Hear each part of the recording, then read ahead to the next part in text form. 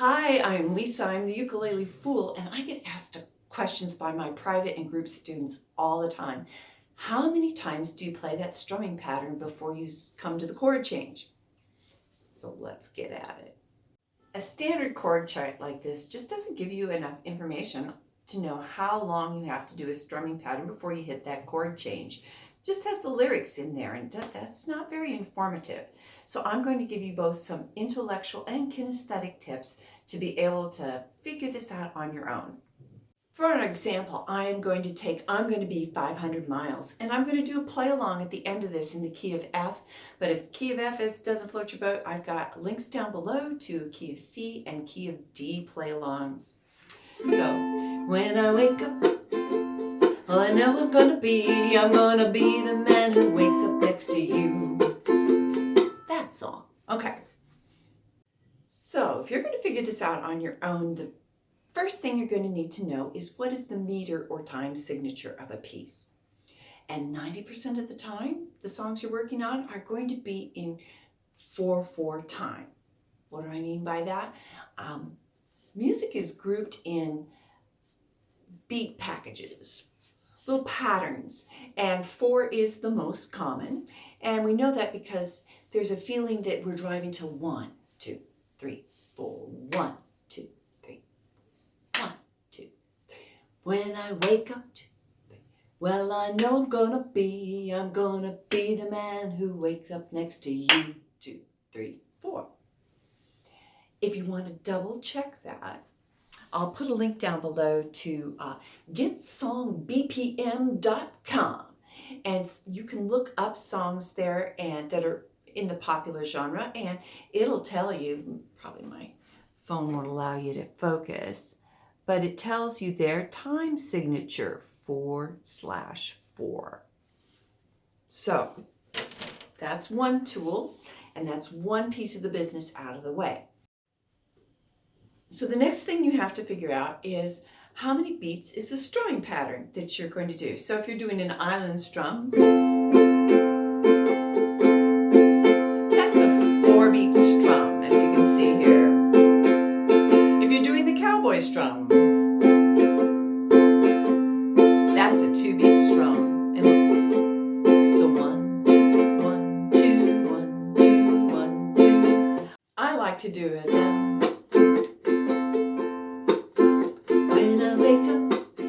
well, I know I'm gonna be the man who wakes up next to you.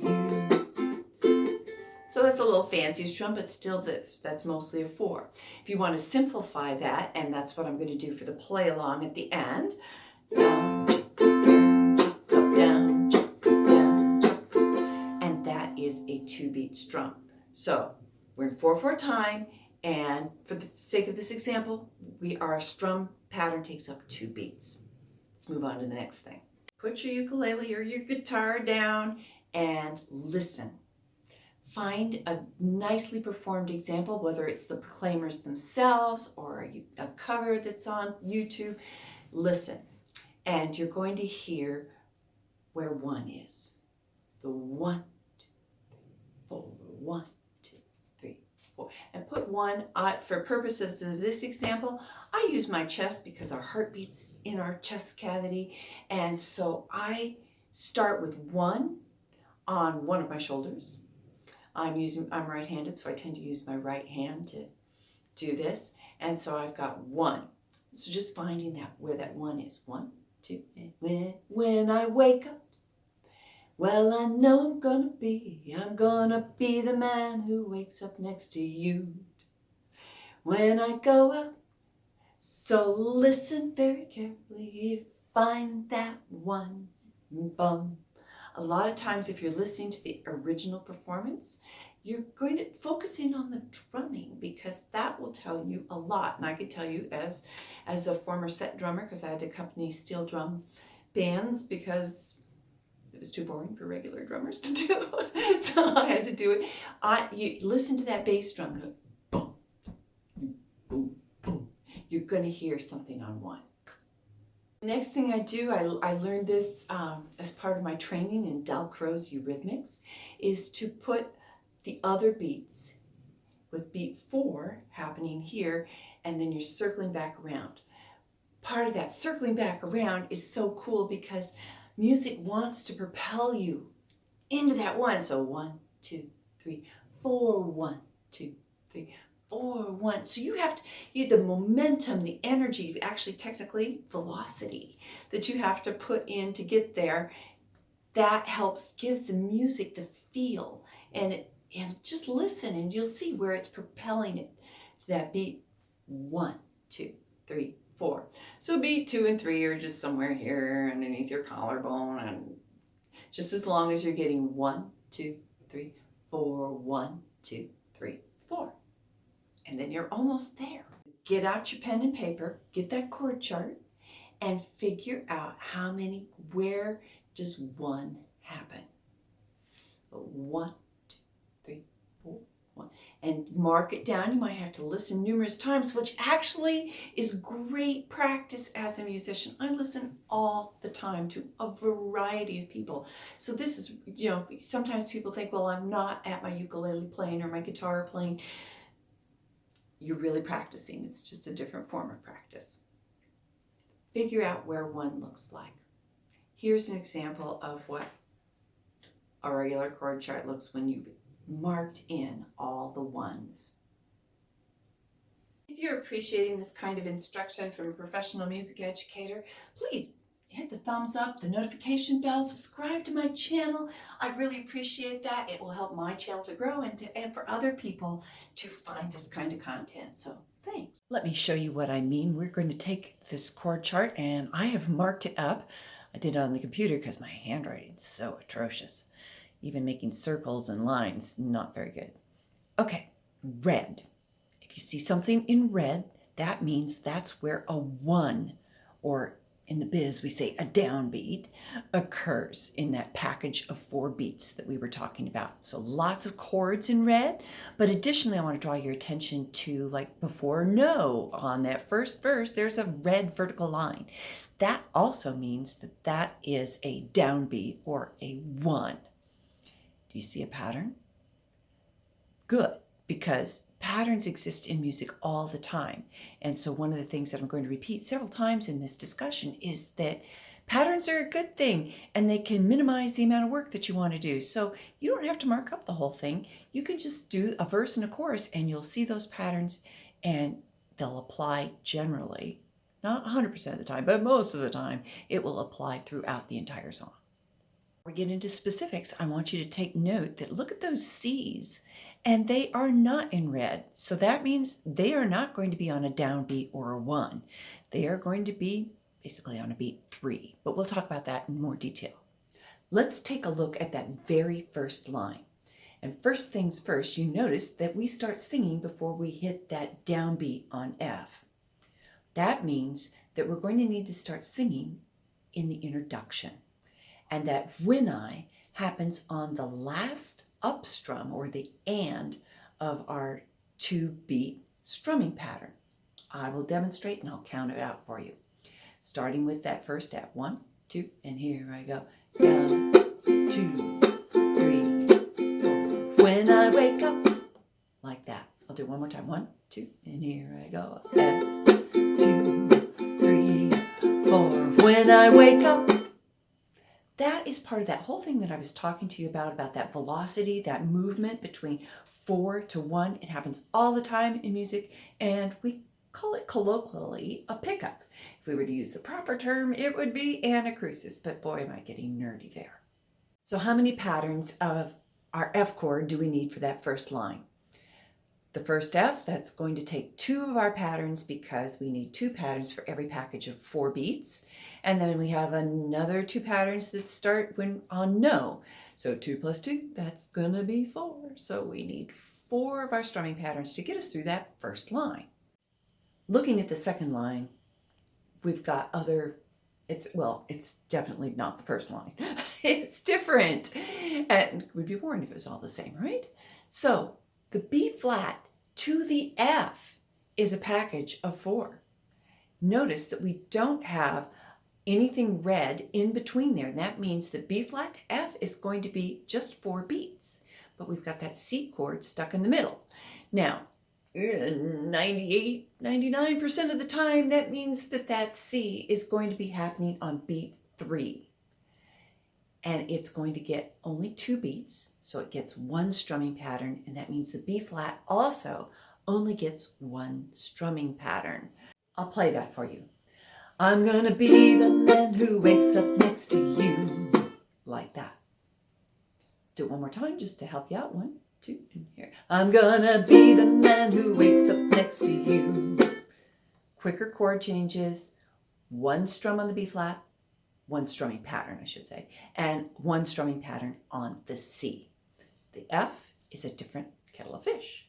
If you notice, the F is in red and the next F is also in red. A lot of times chord charts won't even give you that second F, so you would have to note that that's where a downbeat or a beat 1 happens. So that F to the F is going to be 4 beats long, so that means we do 2 of our patterns there. And that happens so frequently at the end of lines, you're going to have at the end of a line an extra pattern. So just be on the lookout, be on the prowl for that happening. Frequently what I see with beginning players is they see that F and they think it's only 1 pattern, and so they wind up shortchanging the musical phrase. And musical phrases tend to be in groups of 4, 8, or 16. In this case, tend to be 8, not tend to be, they are 8 beats long. I'm going to play for you that second line. I'm gonna be the man who wakes up next to you, too, when I go out. And you heard me say 2 there because to let you know 2 strumming patterns for that F. And this pattern continues throughout the verses. So once you master those 2 lines and you see that it's a pattern, it repeats, then you've got it made in the shake. You just had to figure out 2 lines. Woohoo! Looking at the first line of the chorus, what we see is that none of the chords are in black. They're all in red. Number 1, you are always going to have to play a chord at least 2 times on that first line. And if you'll notice, there's a vertical line in front of 500, so that means we play the F 4 times, 2 to get you through walk, and then 2 more to get you through 500 miles. I'll play it for you twice. 1, 2, and here we go. 1, 2, 3, 4, and 1, 2, 1, 2. I'll do it again. It's 1, 2, 3, 4, and 1, 2, 1, 2. All right, with me so far? Notice again, this is the whole line or the phrase takes 8 repetitions. Remember how I said to generally expect that phrases or lines of music work in patterns of 4, 8, 16? Well, in the verse, it was 4, but this first line of the chorus, it's 8. We do the F for 4, B flat for 2, C for 2, equaling 8. Let's look at that second line. Well, if you're looking for patterns, the thing that you're going to see is that second line of the chorus has the exact same pattern as the first. So the F is going to go 4 times, B flat 2, C 2, easy peasy, you got it made. Let's just recap the process. You need to know what meter or time signature the piece is in, and you can frequently look that up. 2, you need to identify where those strong beats are in the music, and you can do that most easily by listening to someone else perform it. Mark up your music, and you don't have to mark it all up because frequently you'll see that patterns are established and you'll just apply those patterns throughout the rest of the piece. Determine what your strumming pattern is going to be.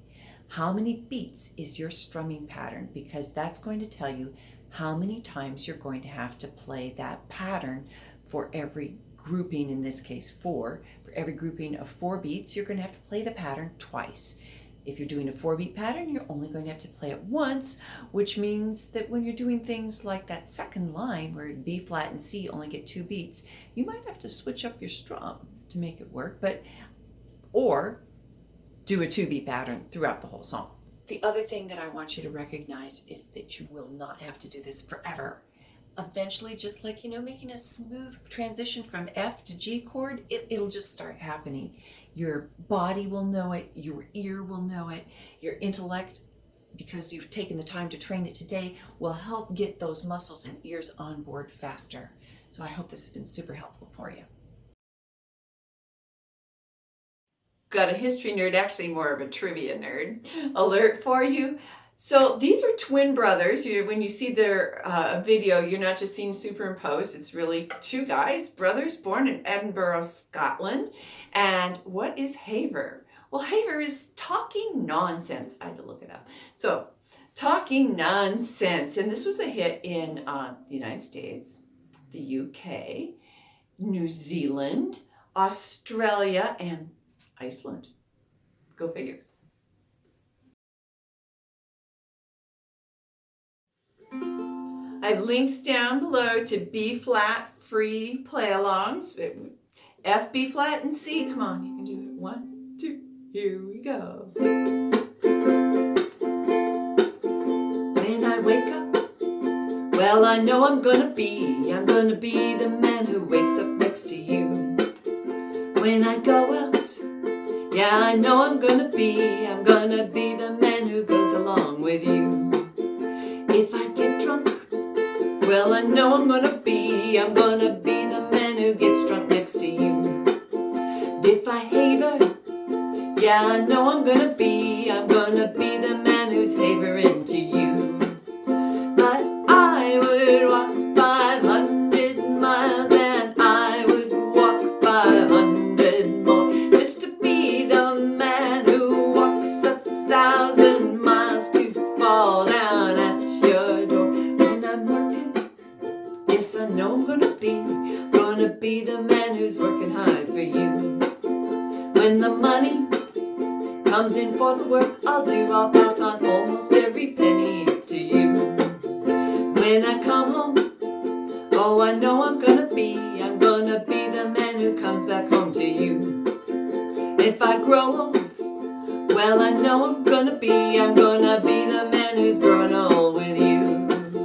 But I would walk 500 miles and I would walk 500 more just to be the man who walks 1,000 miles to fall down at your door. La la la, la la la, la la la la la la la la la, la la la la, la la la la, la la la la la la la. When I'm lonely, well, I know I'm gonna be the man who's lonely without you. When I'm dreaming, well, I know I'm gonna dream about the time when I'm with you. When I go out, yeah, I know I'm gonna be the man who goes along with you. When I come home, yes, I know I'm gonna be the man who comes back home to you. And I would walk 500 miles and I would walk 500 more just to be the man who walks 1,000 miles to fall down at your door. La la la la, la la la, la la la la la la la la la, la la la la, la la la la, la la la la la la. But I would walk 500 miles and I would walk 500 more just to be the man who walks 1,000 miles to fall down at your door. All right, did you make it to the end? Wow, we have, 7 people here at the end? I don't know, I'm just talking into my camera. Well, tell me how it went for you. Did you find this helpful? Was I just too brainy and nerdy? Are you a patron of mine already? Are you interested? If so, leave me a comment down below. I'll respond to any of your questions. Okay, see you in the next tutorial.